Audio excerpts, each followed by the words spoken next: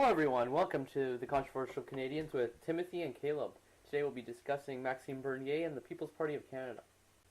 After Maxime Bernier lost the Conservative leadership race, he remained in the Conservative Party for just over a year, and then he got fed up with the party and he started his own party, the People's Party of Canada. And it's now been around for 3 months, and Caleb and I are excited to talk about it. Alright.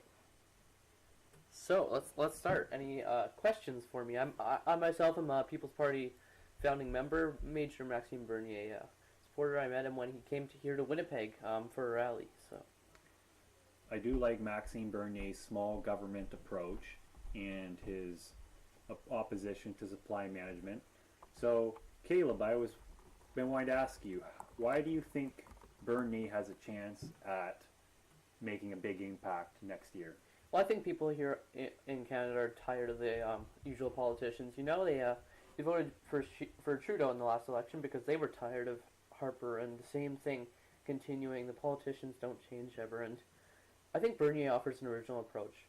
An approach that's much more honest, that he's willing to listen to Canadians. You know, he named it the People's Party for a reason, because he's willing to take our views into consideration. And I met people who were former Conservatives, Liberals, and NDP supporters when I was at the rally. People are fed up with the system and they want a change. So I see it as a refreshing take in our political system here, and that's what's going to give Bernier a bit of an edge. So, Caleb, you don't think he could actually become Prime Minister of Canada during the next federal election, do you? I think it's possible. I think it's going to have to take a lot of work from a lot of Canadians. They have every single riding association across the country set up at this point. All they need to do is vote in MPs now. They plan on running in the 4 by-elections to be called in January. So I think he has a very potential chance of winning this upcoming year. However, it's going to take a lot of fighting, and it's going to take a lot of Canadians waking up to the Conservative Party and the issues there. Well, remember what we thought about Trump, right? We were so sure he wasn't going to win. So, I mean, hey, if an idiot like Trump can win, why couldn't Maxime Bernier win? Yeah, by the way, guys, we're not Trump supporters here. No. We aren't that deplorable. But we're just making a comparison. I'd like to point out Emmanuel Macron, leader of France. He began a party 11 months before his election when he won the race there. So there's a very high possibility that I think Maxime Bernier could win here, and I think that he's also, at this point, the only party on the right of the political spectrum. So, Caleb, why do you think that the Conservative Party doesn't represent the right wing anymore of the political spectrum? Well, you just need to look more into their policies. When Stephen Harper was Prime Minister, he signed the 2030 UN agenda. When she went to leadership, he signed the Paris Accord. And he helped vote for the carbon tax after making his main campaign the fact that he was against it. He supports the supply management, which is a liberal view. He's been shutting down free speech within the party, telling MPs they can't discuss abortion or supply management. He expected Bernier to not publish his autobiography because he had views in there that were sentimental against Scheer's victory during the leadership race, that he won only because of fake views and fake conservatives.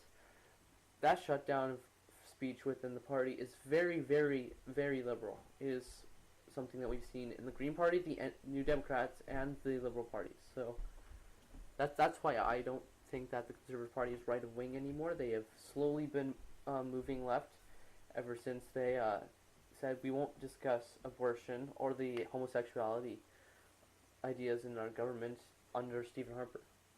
But I mean, Caleb, you have to admit that if the Conservative Party of Canada did bring those issues up, then they might be in serious danger of dying out. I agree, but the fact is we have to stay strong on our stances and our policies when we stand on them. We have value systems for a reason, and if we're not willing to stand up for that, what's the point? Well, see, then Maxime Bernier doesn't go with you on either of those two moral views, but I think we both like his economic policies and his free market stance, right? Yes. So, well, my main point with the social views is Bernier is pro-choice. I am a staunch pro-lifer, but he will allow that discussion within his party, and he said he would vote a pro-life bill through when he was running for conservative leadership. He's open for discussion on those topics, and that's something I really admire and respect, and in my opinion, freedom of speech is the most right-wing policy. So although his personal stance is more liberal, he's not going to tell you to shut up. Yes, and that's why I view him as the only right-wing party, because he's the only one that is open to views that are conservative that he doesn't hold to, and he is the only one who is not going to shut down discussions in his government. So Caleb, where do you think that Maxime Bernier is going to get most of his support in the election? That's a really good question. I mean, obviously, Western Canada is more conservative than Eastern Canada, but you've seen New Brunswick has just voted in a conservative provincial government. I think that he's going to have a lot of support in Alberta. Alberta's where he's got 16% of the membership base. And there was a really big turnout there to the rally he had in Calgary. And Toronto, they said it was about 12 to 15,000 people in attendance. So I think he could have some pretty big gains in both Alberta and Ontario at this point. Manitoba and Saskatchewan are, I believe, heavily supporting him too. So, what about Quebec? Because that's his home. That's where he's been an MP. So how do you think he's going to do there? That's actually a really good question. Quebec's obviously pretty much necessary to win the Prime Minister office, and Scheer hasn't been doing that much campaigning there. Neither is Trudeau. 80% of the population was against the marijuana legislation that Trudeau brought in, so I think they're going to not be that they'll go against Trudeau, but they've never been a conservative province either. So I think that they're actually going to be more pro-NDP, and as long as they wake up to the existence of the party, pro-People's Party of Canada. So it sounds like most of Bernier's opportunity is probably going to be in Quebec and probably in Alberta. So if he's going to win some ridings and get some seats in Parliament, he's going to need to make inroads there. Yeah, I would definitely agree with that. They're planning on running any by-election called after the 12th of December, which was a week ago. So we're just going from there. We've brought in every single riding association across the country has been finished now, so we just need to get candidates up to run for MP. Here's the only problem, though.